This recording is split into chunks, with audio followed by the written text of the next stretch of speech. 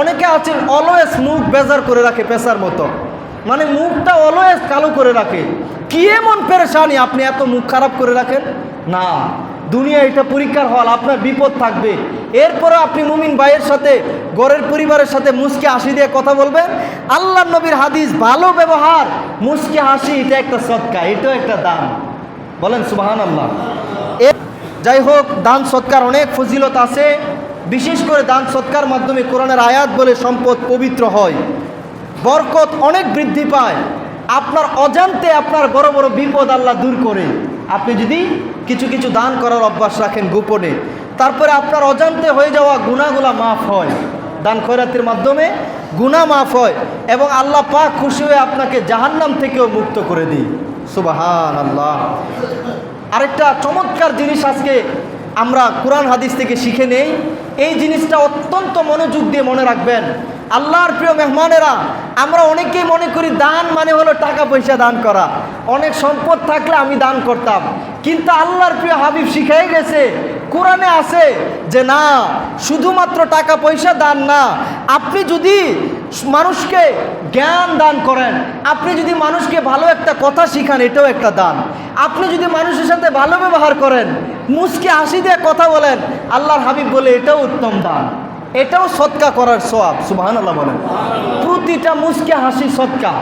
অনেকে আছেন অলওয়েজ মুখ বেজার করে রাখে পেশার মতো, মানে মুখটা অলওয়েজ কালো করে রাখে। কি এমন পেরেশানি আপনি এত মুখ খারাপ করে রাখেন? না, দুনিয়া এটা পরীক্ষার হল, আপনার বিপদ থাকবে। এরপরে আপনি মুমিন ভাইয়ের সাথে, ঘরের পরিবারের সাথে মুচকি হাসি দিয়ে কথা বলবেন।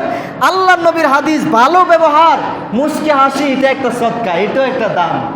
বলেন সুবহানাল্লাহ। এরপরে কাউরে আপনি একটা কাপড় দিলেন, নিজের পছন্দনীয় একটা কাপড়, একটা টুপি, এক জোড়া জুতা আপনি যে দিলেন, এটাও দান।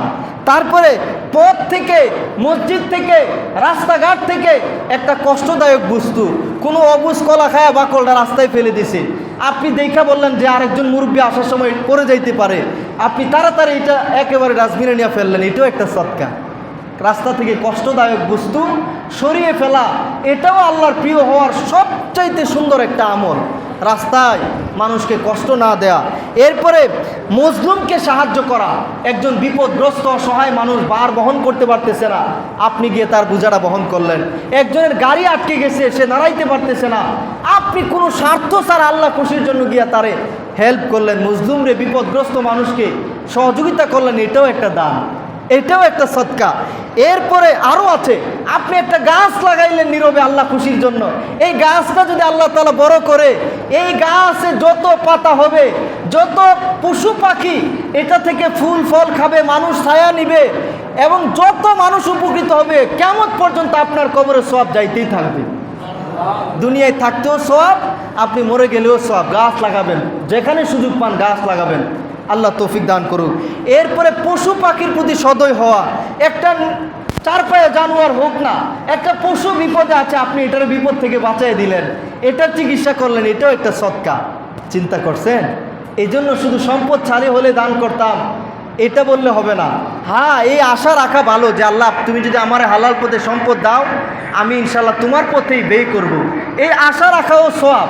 তবে আরও কিছু দান যে আছে, এটা আমরা আজকে বুঝতে পারলাম তো, এগুলোও সদকা। ভালো ব্যবহার, গাছপালা লাগানো, তারপরে মানুষের সাথে হাসি মুখে কথা বলা, পশু পাখির প্রতি সদয় হওয়া, পথ থেকে কষ্টদায়ক বস্তু সরাই দেওয়া।